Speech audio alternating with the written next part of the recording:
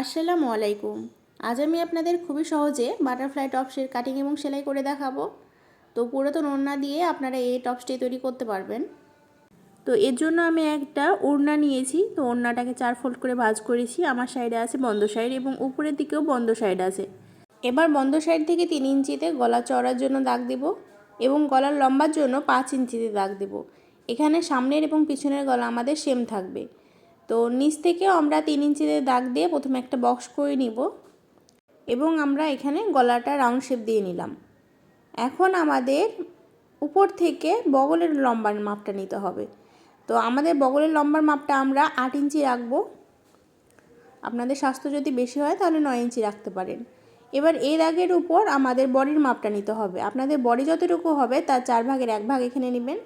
তো এখানে 36 বডির জন্য বানাচ্ছি, তাই 36-এর 4 ভাগের 1 ভাগ 9, তাই 9 দাগ দিয়ে নিলাম। এবার উপর থেকে আমি লম্বার মাপটা নিব। তো আমি এখানে 26 ইঞ্চি লম্বা রাখবো এবং 1 ইঞ্চি এক্সট্রা নিয়ে 27 ইঞ্চিতে দাগ দিয়ে নিলাম। এবার বডিতে যে মাপটা নিব তার চাইতে 2 ইঞ্চি বেশি এখানে নিয়ে নিব। তো বডিতে 9 রেখেছিলাম, সেজন্য এখানে 11 রাখলাম। এবার উপরের দাগ থেকে নিচের দাগ পর্যন্ত আমরা এই যেভাবে করে মিলিয়ে দেব। তো আমাদের বডিটা যে শেপে আসবে সেই শেপে এভাবে আমরা মিলিয়ে দিলাম এবং এই দাগটা একদম শেষ পর্যন্ত দিয়ে দিতে হবে। তো আমরা এখন কাটিং করছি, তো আপনারা একটু দেখুন। আমরা নিচের যে দাগটা দিয়েছি এটা লম্বা করে কেটে নিলাম এবং গলার যে দাগটা দিয়েছিলাম সেই দাগ অনুযায়ী কাপড়টাকে কাটিং করে নিলাম। আমাদের জাস্ট এইটুকুই কাটিং করতে হবে। তো এখানে যে দাগটা দিয়েছিলাম সেই দাগটা একটু গাঢ় করে নিব। আমাদের অপোজিট সাইডেও সেম দাগটা দিতে হবে এই জন্য। তো আমরা এই কাপড়টা খোলার আগে আমাদের যেখানে যেখানে মিডল পয়েন্ট আছে সেখানে একটু করে কাট বসিয়ে নিব এবং এই যেখানে জয়েন্ট হবে এটাতেও কাট বসিয়ে নিলাম। এখন আমরা কাপড়টাকে উল্টো করে ভাঁজ করব। এই যে দেখুন, এভাবে করে ভাঁজ করব। তো সমান করে ভাঁজ করব, অর্থাৎ আমাদের যে কাটগুলো দিয়েছিলাম সেই কাটের সাথে কাটগুলো খুব ভালো মতো করে মিলিয়ে ধরে তারপর এই ভাঁজটা দিতে হবে। তারপর কাপড়টা খুব ভালো মতো করে মেলে নেওয়ার পর আমাদের যেখানে আমরা দাগ দিয়েছিলাম সেখানে ভালো মতো করে চেপে নিতে হবে, তাহলে আমাদের এই সাইডেও কিন্তু হালকা হয়ে দাগ চলে আসবে। এখন যে দাগটা দিয়েছিলাম সেই দাগটা একটু গাঢ় করে নিলাম। তো এখন আমাদের গলার জন্য পট্টি কাটিং করতে হবে। তো কাপড়টাকে আবারও আমরা ভাঁজ করে নিব। তো সাইড বরাবর আমরা আবারও সমান করে ভাঁজ করে নিচ্ছি, আপনারা দেখতে পাচ্ছেন। তো এটা আমি ওড়না দিয়ে বানিয়েছি, আপনারা চাইলে অন্য কাপড় দিয়েও বানাতে পারেন। তবে ওড়নার যেহেতু আমাদের দুই সাইডেই পার্ট থাকে, তো পার্টটা দেখতে খুবই ভালো লাগে, সেজন্য আমি ওড়না ব্যবহার করেছি। এবার আমাদের আরও একটা কাপড় নিতে হবে। কাপড়টাকে আমরা 4 ফোল্ড করে ভাঁজ করব। আমাদের টপসের কাপড়টা যেভাবে ভাঁজ করেছিলাম সেভাবে করে ভাঁজ করে নিব। এবার এই কাপড়টাকে আমরা এখানে রাখবো এবং এটার উপর গলার কাপড়টা খুব ভালো মতো করে মিলিয়ে বসাবো। তারপর গলাটা যে শেপে আছে সেই শেপে ড্রয়িং করে নিব এবং এই দাগের বাইরের দিকে আমরা আরও 2 ইঞ্চিতে একটা দাগ দিয়ে নিলাম, গলাটা যে শেপে আছে সেই শেপেই। তো আমি এখানে এবার কাটিং করছি। তো প্রথমে বাইরের দাগ অনুযায়ী কাটিং করলাম, এবার ভিতরের দাগ অনুযায়ী কাপড়টাকে কাটিং করে নিলাম। তো আমাদের পট্টির কাপড় কাটিং করা কমপ্লিট হয়ে গেছে। এখন আমাদের কাপড়টাকে পুরোটাই খুলে নিতে হবে। তো এটা হচ্ছে আমাদের জামার গলা। তো এবার আমাদের পট্টির কাপড়টাকে জামার কাপড়ের সোজা সাইডে বসাতে হবে।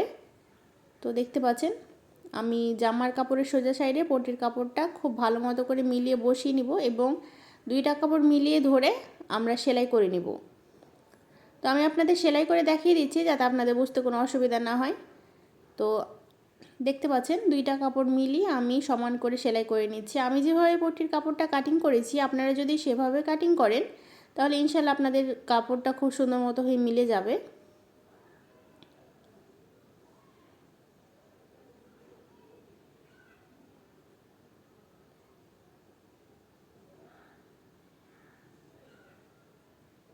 এখন আমাদের পট্টির কাপড়টা পুরোটা পিছনের দিকে উল্টে নিতে হবে এবং একদম সাইড দিয়ে একটা চাপ সেলাই দিয়ে নিতে হবে।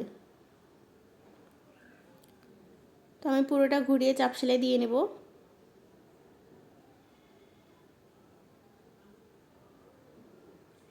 এখন আমরা কাপড়টাকে উল্টো করে নিব।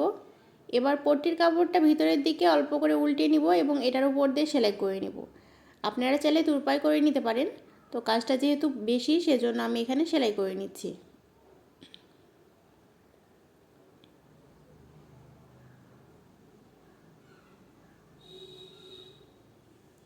এবার নিচের কাপড়টা উল্টো সাইডে 2বার ফোল্ড করে ভাঁজ করলাম 1/2 ইঞ্চি করে, তারপর এটার উপর দিয়ে সেলাই করে নিব।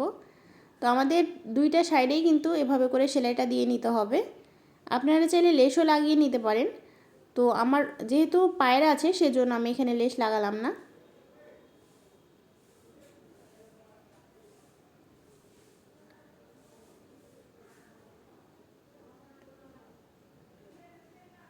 তো নিচের অংশে আমরা সেলাই করে নিয়েছি, দেখতে পাচ্ছেন দুইটা কাপড়েই কিন্তু আমাদের সেলাই কমপ্লিট হয়ে গেছে এবং গলাটাও কমপ্লিট হয়ে গেছে। এবার আমরা যে দাগটা দিয়েছিলাম বডির মাপ অনুযায়ী, এখন আমাদের এই দাগের উপর দিয়ে সেলাই করতে হবে। তো আমি এই দাগটা আবারও গাঢ় করে নিচ্ছি। এখন আমরা এখানে ডবল সেলাই দিয়ে এটা লক করে নিব। তো আমি সেলাইয়ের জন্য চলে এসেছি, দেখতে পাচ্ছেন। তো আমরা যে দাগটা দিয়েছিলাম একদম সেই দাগের উপর দিয়ে সেলাই করব। তো অবশ্যই ডবল সেলাই দিয়ে নেব। আমাদের যেখানে দাগটা শেষ হবে সেখানে আমরা সেলাইটা অফ করব এবং কাপড়টা ঘুরিয়ে আবারও একদম সেলাইয়ের উপর দিয়ে নিচের দিকে সেলাইটা নিয়ে চলে যাব। এই টপসটা বানানো একদমই সোজা, তবে পরতে কিন্তু অনেক বেশি কমফোর্টেবল। যারা পরেন তারা হয়তো জানেন।